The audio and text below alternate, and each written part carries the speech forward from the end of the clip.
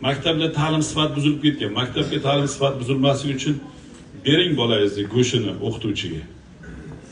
Aralashmang.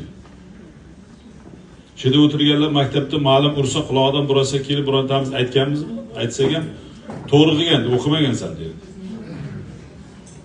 Dars tekshirish yo'q, telefondan bo'shamaymiz. Onasi ham tekshirmaydi, otasi ham tekshirmaydi. Otasi-ku вообще maktabda ota-onalar majlisi bo'ladimi? Kim boradi? Ayollar boradi.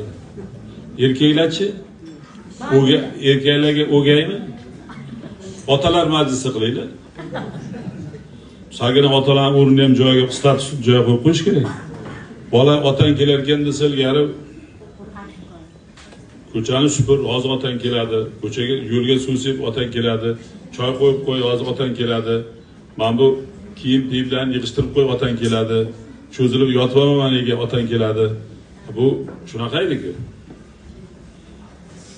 Bu hech kim yozgan kitob emas, yozilmagan, lekin qadriyat bilan qon bilan singib ketgan narsa bu.